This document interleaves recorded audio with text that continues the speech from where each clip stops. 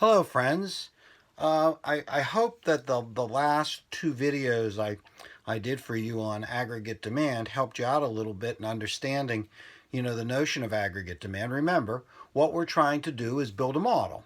The aggregate demand, aggregate supply model is the way that we explain how much output occurs in the macroeconomy in both the short and the long run, and the price level in the macroeconomy.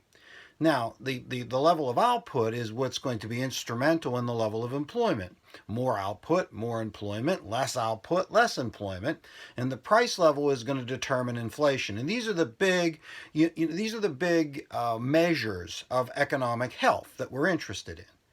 So, nevertheless, we started with aggregate demand, and I explained a little bit about the components of aggregate demand, the sum total of all demand: consumer demand, business demand, government demand, and foreign demand. C plus I sub G plus G plus X sub M equals AD, aggregate demand.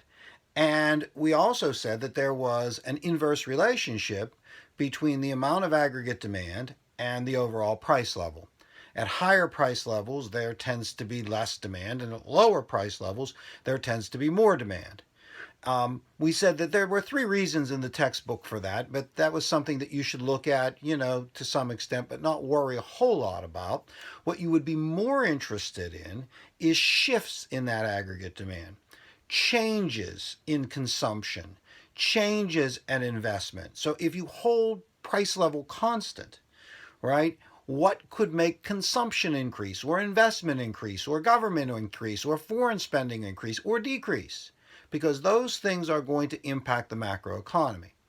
Well, hopefully you looked at that. Now we want to talk about aggregate supply. And frankly, aggregate supply is a little bit more complicated than aggregate demand. Aggregate demand, you should have some familiarity with that from GDP determination and consumption and those factors, etc. But aggregate supply is a little bit different.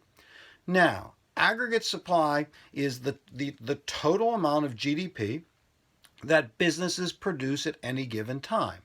Now, what we're interested in is the relationship between that aggregate supply and the overall or average price level. So, this is what I want you to do. I want you to get a piece of paper, get it out. I'll wait a second for you to get it. Now, once you get that piece of paper, I want you to draw a typical economic graph, right? A vertical axis and a horizontal axis, right, on that piece of paper. So go ahead and get that paper out and draw that. On the vertical axis, I want you to label that PL at the top. PL stands for price level. You probably saw that in your book, or maybe in some of the other things that Mr. Spinola provided for you. PL stands for price level. When we talk about price level, we're talking about the overall or average price level, not the price of any given product, but overall prices, right? So I want you to put that, label the top of the vertical axis PL. The horizontal axis, I want you to label that output. And then you can put in parentheses GDP, because they're the same thing. Now, in terms of aggregate supply, I want you to go midway in that horizontal axis, and I want you to draw a vertical line straight up. At the top of that line, I want you to label it LRAS. LRAS. Long run aggregate supply. At the bottom of that line, underneath the horizontal output line, I want you to put an O sub F. O sub F. Now, what O sub F stands for is output full. And what LRAS stands for is long run aggregate supply. So what I'm saying to you is that the long run aggregate supply is vertical at full employment. Now I want you to think for a second. It won't hurt you. I want you to think for a second. What does that say about the relationship between long run aggregate supply and price level? Think about it. Now look at it. You drew it. Look at it. Now think about it. Now, I know what you're doing. I know you're waiting for me to answer the question, and I will, but I want you to think about it. And if you were thinking that if the long run aggregate supply curve is vertical at full employment, there is no relationship between price level and output in the long run, you were thinking correctly. That means that it doesn't matter what the price level is in the long run, the level of output is going to be at full employment. Now, we said that in previous videos, right? You know, that in the long run, everybody thinks the level of output is going to gravitate back to full employment, right? Now, I want you to draw another picture, right? I want you to draw another picture, another graph. Same thing. I want you to label the vertical axis PL. Horizontal axis, I want you to label that output. If you want to put in parentheses GDP, you can, or you can just call it output. But now, instead of drawing a vertical line, I want you to draw an upward sloping curve, similar to a supply curve. Right in the middle of that, draw an upward sloping curve, similar to a supply curve. Now, that illustrates mathematically a positive relationship between PL and output. When PL goes up, so does output, right? That's what that illustrates in terms of math, right? But at the top of that line that you drew, I want you to write SRAS,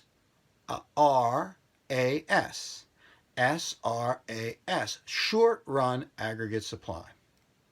Now, so if you drew on the top long run aggregate supply, and underneath it short run aggregate supply, and long run aggregate supply was vertical at full employment, and short run aggregate supply, we didn't put full employment, all we did is draw an upward sloping line, right? You could tell from that, right? And I know you don't like to think, but if you're looking at just observation, you can see from observation that they're different, right? There is a relationship in the short run between price level and aggregate supply, right? Now, why? Why is there no relationship in the long run, and why is there a relationship in the short run? Well, to answer that question, you'd have to ask the question, what's the difference between the long run and the short run? So this is a big deal. So let me clearly define the difference. In the long run in macroeconomics, all variables are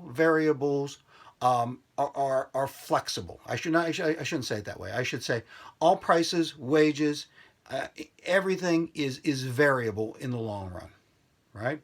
So both output prices and input prices are variable in the long run, right?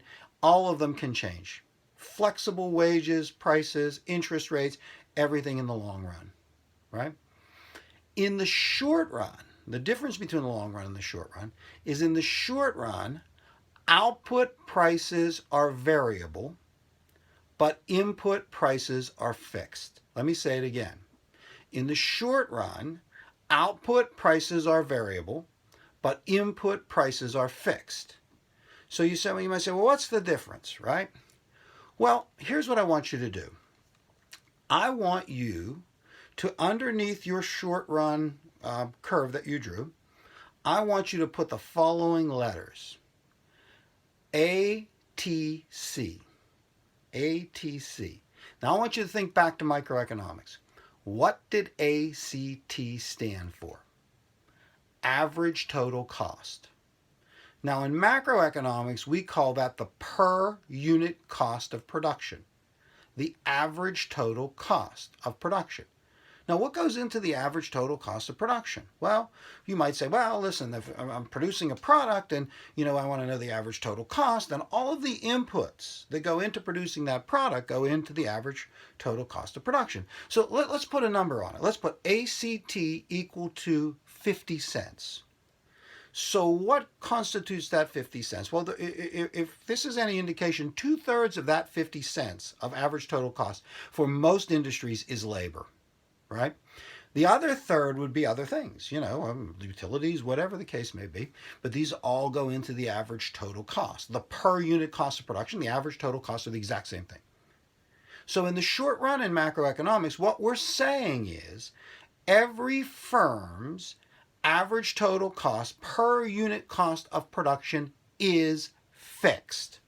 right? It's the time frame in which that average total cost is fixed.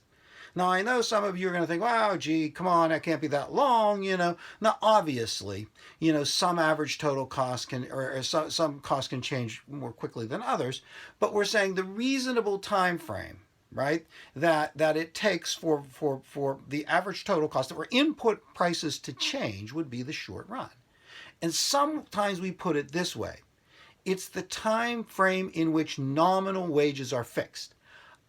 Input prices and nominal wages are sometimes looked at synonymously. So, okay, that 50 cents isn't changing in the short run. Now, next to that 50 cents, I want you to write price $1, right? Price $1 is the price of the product. Now, the price of the product is $1. In the short run, that can change. That 50 cents, that can't. So let's say we have a snapshot short run. ACT, per unit cost of production, 50 cents. Price of the product is selling at $1. The difference between 50 cents and $1 is 50 cents. That would be the firm's profit, right? Now, what we would argue is that firms make production decisions based on those profits. Okay, so let's say this would happen. Let's say the output price went to $1.25.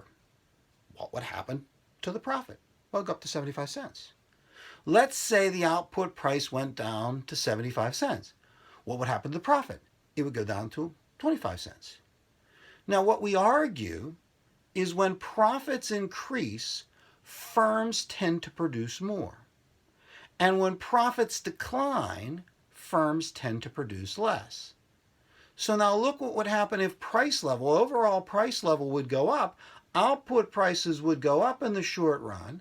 However, input prices would remain the same.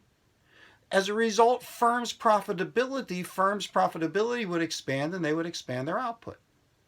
In the short run, if output prices go down, or the average or overall price level goes down, then firms' the profitability goes down, and firms cut their output. Now, I want to stop there and let you think about that a little bit, and I'll come back the next time, reinforce it, and explain it a little further.